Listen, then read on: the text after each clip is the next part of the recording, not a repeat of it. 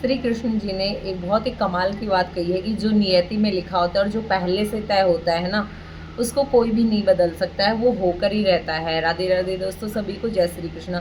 जैसे हमारे हाथ में जो चीज़ें होती हैं ना, उसको कोई हमसे छीन के ले जा सकता है, लेकिन हमारे नसीब में, हमारे भाग्य में जो लिखा होता है ना, वो हमारे साथ होके रहता है। उस चीज़ को कोई छीन नहीं सकता है। हमारे नसीब में जो चीज़ें हैं उसको कोई हमसे छीन नहीं सकता है। इसी बात को हम एक स्टोरी के माध्यम से समझते हैं। एक बार एक राजा था और उसकी एक सुंदर सुशील कन्या थी। तो वो चिंतित बैठा होता है दरबार में एक दिन राजा, और वहाँ पे उनका एक राजगुरु आता है। वो राजगुरु कहता है कि राजा जी, आप चिंतित क्यों बैठे हुए हैं? तो राजा जी बोलते हैं कि मेरी कन्या है, वो शादी के लायक हो गई है और उसकी मुझे शादी करनी है, इसलिए कोई मुझे अच्छा वर चाहिए, इसलिए मैं चिंतित हूँ। तो राजगुरु कहता है कि आप चिंता मत कीजिए राजा जी, मुझे उसकी कुंडली दिखाइए। तब राजगुरु उसकी कुंडली देखता है और कुंडली देखकर वो कहता है, राजा जी आप तो व्यर्थ में चिंता कर रहे हैं, ये तो बहुत गुणवान है, इसका तो नसीब बहुत अच्छा है, जिसकी भी साथ इसकी शादी होगी, अगर वह राजा हुआ तो महाराज बनेगा, सम्राट बनेगा, चक्रवर्ती सम्राट बनेगा, वो इतना धनवान होगा, तो इसका तो नसीब ही इतना अच्छा है, तो आप इसकी व्यर्थ में चिंता कर रहे हो। ये बातें सोच सोच के और धीरे धीरे राजगुरु के मन में प्रलोभन हो आ जाता है कि अब राजा को एक स्टोरी बना के सुनाता हूँ और इसकी शादी मुझसे हो सकती है। अब इसने सोच लिया ऐसा। फिर वो राजा से कहता है कि महाराज जी, अगर आपकी शादी इसकी ऐसे ही करोगे, सीधे डायरेक्ट कर दोगे, तो ये आपका कुल का नाश भी हो सकता है इससे। तो आपको इसको एक काम करना चाहिए, एक बड़ा सा बक्सा लो, उसमें आप अपनी कन्या को बैठाओ, उसमें हीरे जवाहरात डाल दो और नदी में इसको प्रवाहित कर दो, और ये बक्सा जो भी खोलेगा, इस कन्या का विवाह उसी के साथ होगा, और वो ही अगर राजा नहीं हुआ तो वो राजा और चक्रवर्ती सम्राट बनेगा। तो राजा जी भी उस राजगुरु की बातों में आ जाते हैं और कन्या को बक्से में बैठाते हैं। कन्या का मन नहीं होता है, लेकिन फिर भी कन्या अपने पिताजी की बात सुन के उस बक्से में बैठ जाती है और बक्से में बैठ के और उसको नदी में प्रवाहित सेवक करके आ जाते हैं।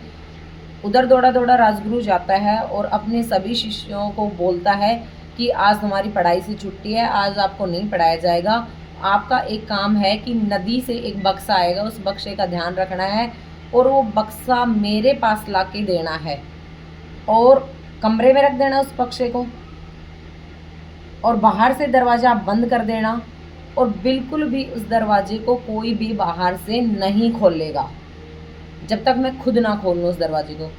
सभी बच्चे क्या करते हैं, गुरु की आज्ञा का पालन करते हैं और नदी के पास जाके बैठ जाते हैं और वो बक्से का इंतजार करने लगते हैं। उधर एक राजकुमार होता है जो वन में शिकार खेलने के लिए आया हुआ था। उन्होंने दूर से देखा कि नदी में कोई बक्सा प्रवाहित होकर आ रहा है, तो उन्होंने फटाफट अपने सैनिकों को कहा कि वो बक्सा लेके आओ। वो बक्सा उनके पास ले जाया जाता है। बक्सा वो खोलते हैं राजकुमार, तो उससे एक सुंदर सुशील कन्या निकलती है बक्से से। फिर उनसे पूछा जाता है कि आप कौन हैं, तो वो सारी घटना बताती है और राजकुमार की उन कन्या से, जो राजकुमारी होती है, उनसे शादी हो जाती है। वो तो ऑलरेडी क्या होते हैं, एक राजकुमार होते हैं, तो वो सम्राट बन जाते हैं।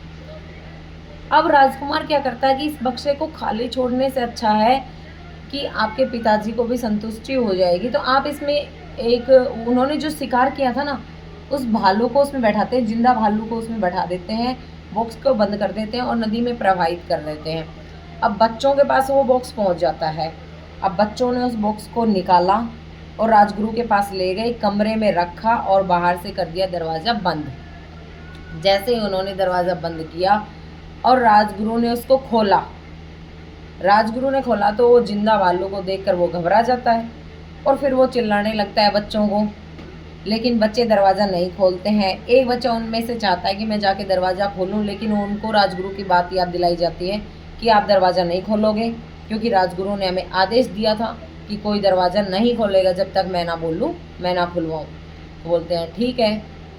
अब उस टाइम उस राजगुरु को एक बात याद आती है और वो बात चौक पे अपना एक चौक उठाता है और ब्लैक बोर्ड पे लिखता है। सामने ब्लैक बोर्ड था और सामने ब्लैक बोर्ड पे लिखता है कि जिसके नसीब में जो चीज़ होती है वो वहाँ पहुँच जाती है। तो उस कन्या के नसीब में था कि उसकी शादी जिससे होगी वो सम्राट बनेगा, सम्राट होगा तो चक्रवर्ती सम्राट बनेगा।